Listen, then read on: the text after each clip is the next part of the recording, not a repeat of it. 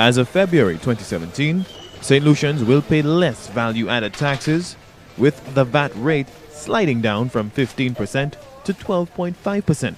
Additionally, in April 2017, airport development charges will be introduced at US $98 per airline ticket for travel outside of CARICOM. The Saint Lucia Employers Federation considers the overdue VAT reduction a progressive policy. I think it's definitely a step in the right direction. Over the years, we at the Employers Federation have always pushed for that. In fact, it was interesting to hear that the Prime Minister said that this reduction will result in an extra $52 million being put in people's pockets. So you know what's going to happen to that. Most of it will be spent. It will circulate through the economy, which is what we believe should have been done for quite some time now. Cutting VAT was a contentious election issue that still draws contrasting views from economic experts. Prime Minister Alan Chasney estimates the 2.5 reduction translates to over $50 million in annual income staying in the pockets of the taxpayers. Conversely, the VAT reduction creates a shortfall. I don't think that's all that's going to happen. There must be expenditure. The expenditure must be cut. And I do expect by the budget that we will see where the expenditure is going to be cut, because it's a zero-sum game. You know, there's nothing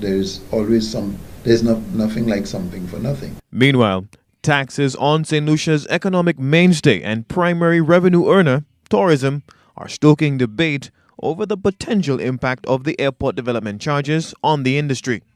The St. Lucia Hotel and Tourism Association, however, is reserving judgment for now, but instead, eyes are on the proposed usage of the collected ADC revenue.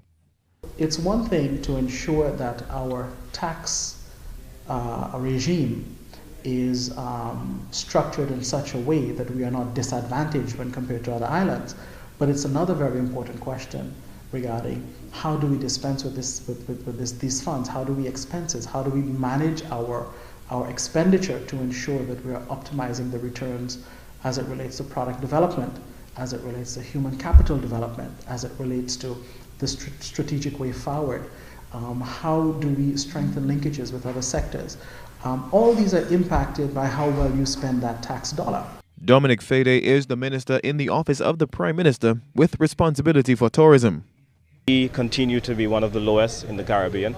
We would have picked up over the 5-year period about $200 million and would have been well in our way for the establishment and expansion of a new airport. So therefore, I think that this particular policy is inelastic in that, well, not inelastic. I think that it has the opportunity to raise some more revenue where it will not affect arrival numbers at all. Additionally, the government of St. Lucia has initiated other tax reforms, including amnesties on residential property, hospital bills, and personal income taxes. Rihani Isidore, HDS News Force.